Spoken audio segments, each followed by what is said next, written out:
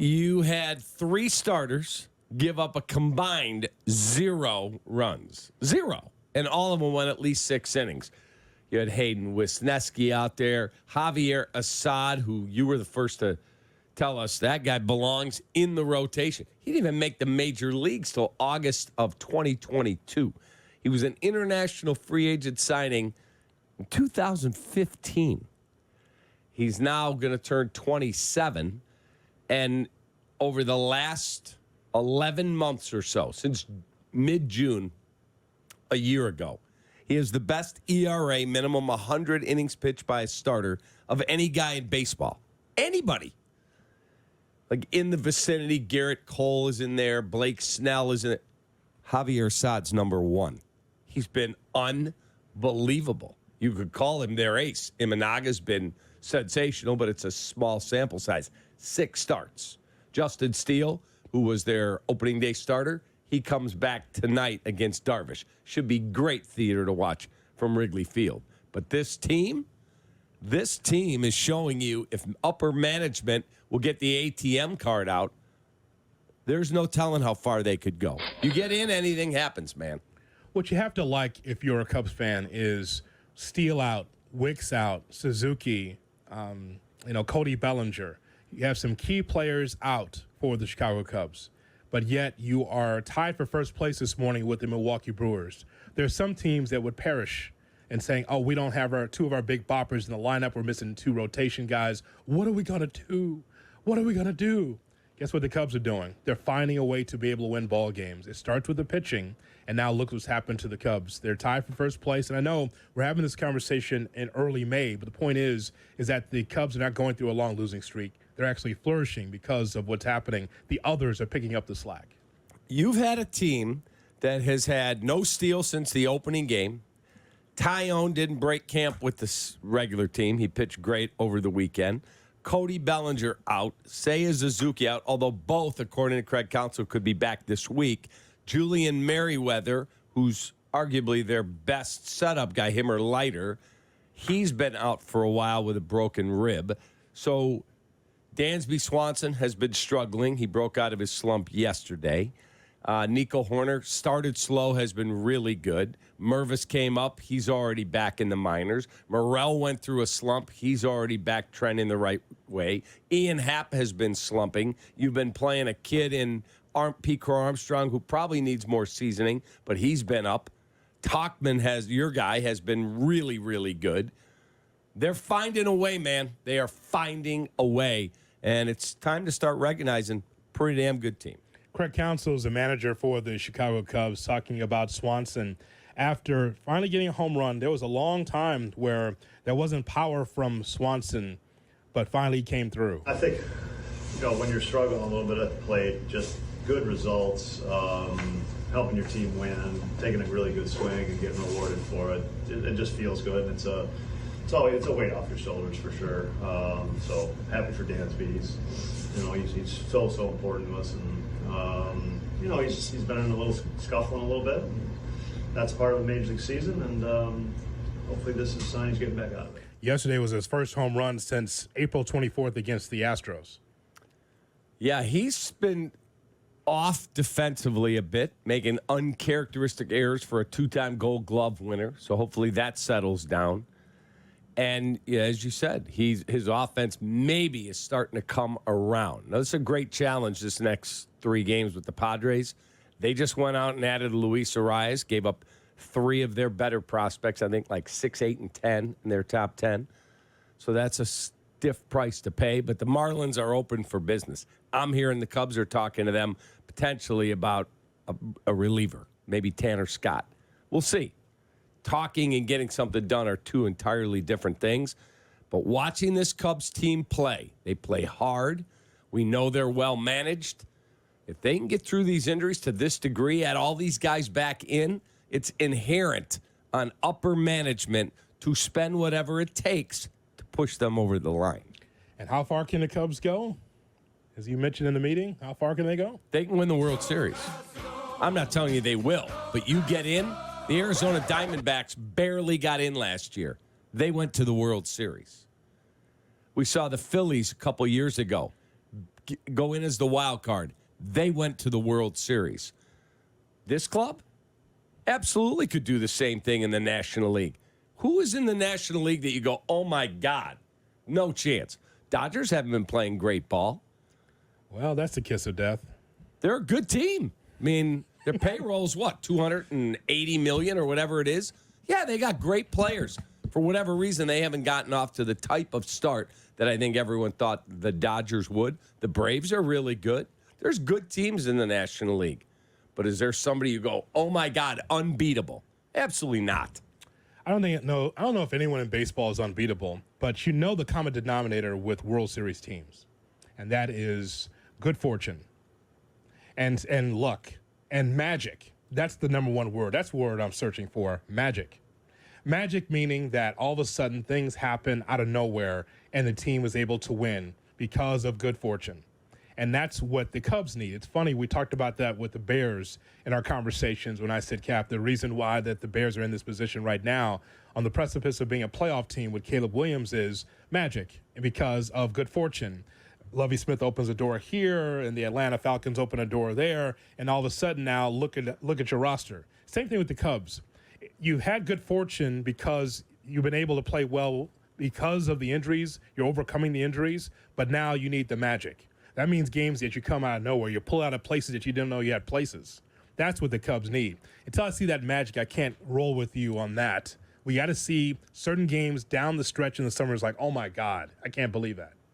And we haven't seen that yet from the Cubs. Their number one pitching prospect, he's number 2 in minor league, all of minor league baseball, Cade Horton. He's now already left Double-A. He already had his first outing in Triple-A and was really good. I'm telling you, late June, he's probably here. And if that's the case, I mean, go out and get a couple bullpen arms. You got to stay healthy, obviously. But they've got these guys coming back. They got a really good team. They really, really have a good team if they can fix the back end of their pen. And that's incumbent on Jed and Carter Hawkins and Tom Ricketts and the family saying, okay, what's it going to take? They did that in 2016. Gave up a good package. They loved Gleyber Torres. He's been a good player for the Yankees. He's not a superstar, but he's a good player. And they got 3 months of Aroldis Chapman, and they won the World Series. There is no reason they don't go make a deal like that this year. It might need some more. You know, the more and more you mention like a Ben Brown or like a Cade Horton, guys like that, the more and more you start bringing up starters, the more and more Kyle Hendricks seems like he's far, far away. Yeah, I mean, because you have an embarrassment of riches now, at least with young talent, if nothing else, with young pitchers. Now, at some point, Cap, you have to look at this and say, does Kyle Hendricks fit the dynamic of the 2024 Chicago Cubs? You're talking about these young players as if they can make a difference, and maybe they can, and maybe more so than the veteran Hendricks. At some point, you have to pull the string and say, okay, that's enough. At some point, he keeps pitching like this, he's going to be Jake Arrieta before you know it. Just saying, like, no matter how much he's making, that's not a bullpen arm. That stuff's not good enough for the bullpen. It's either starter or nothing. Yeah, he'll get another opportunity in this rotation, and there'll always be injuries. Always. Guys need a day. We saw Steele go out in the opening game of the season. So there will be hiccups. There will be an opportunity for him to get back. He's pitched one rehab start. We'll see how things go for him. But he'll get another opportunity. We'll see if it works. I hope it does because he's such a good dude. We're getting to the old 6-man rotation idea now. No way. I'm just saying. I don't think they do that. Again, this stuff always seems to play itself out because of injury.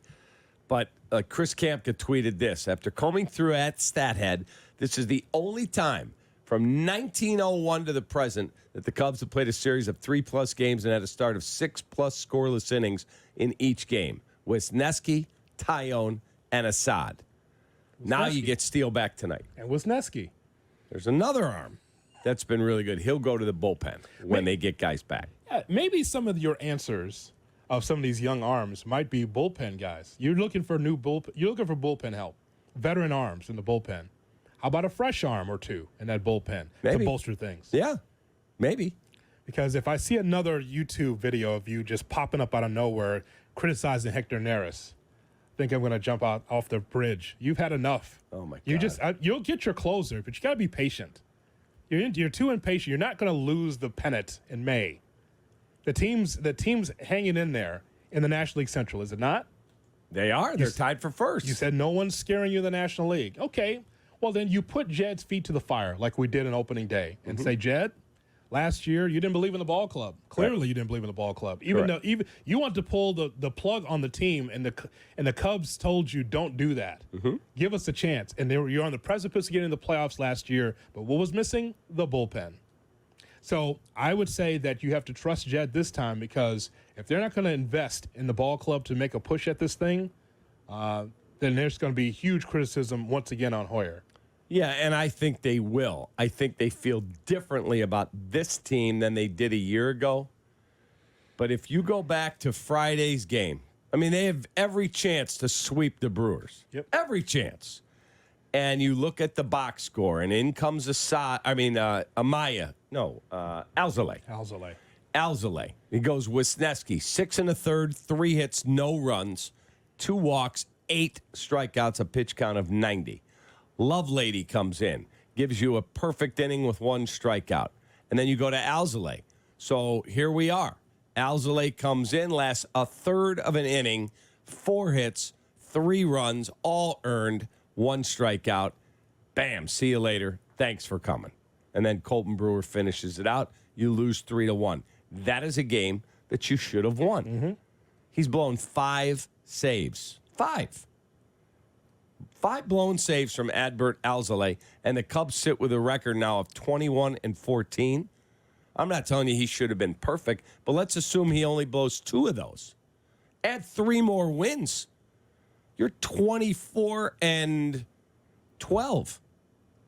You're rolling. Rolling. You would have swept them. They would have left town. You'd be 2 games in front. So they've got to figure out the Alzolay thing, because for all the people tweeting at me, he cannot be sent to the minors. He has no options left. It's either release him with really good stuff that hasn't worked out and watch somebody else claim him and then go, oh, God. I mean, you've got to just pitch him in low leverage. You're down 5 runs, put him in. You're up 10, put him in.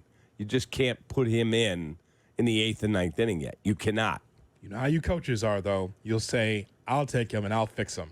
Or be at a mediocre ball club and he could be the closer for them. He would get picked up in a second if the Cubs announced they were going to get rid of him. He'd be claimed in a second because he's got electric stuff. It's just not working right now. And he's out of position now, Cav. If he can't close, now you put him in. It's kind of like, who was it just recently with the White Sox? There was a longtime closer that they put as a setup man that didn't work. Right-hander. Can't come up with the name. God, it's Kimbrel. That was Kimbrel, right? Kimbrel was never good in the 7th or the 8th. But you need him in the 9th. He's a closer. You put him in any other role, it's not good. Correct. Maybe that works for Alzolay. Maybe the same thing. Maybe he just needs a different address. If he's not going to be the closer here, I think he could be a closer and pitch well someplace else. Maybe. It's worth, if you were a team that was down, you're the Marlins or somebody like that, you go, I'll take a shot at him. Sure. See if we can fix him. If you're the White Sox, why would you not take a shot at an arm like that?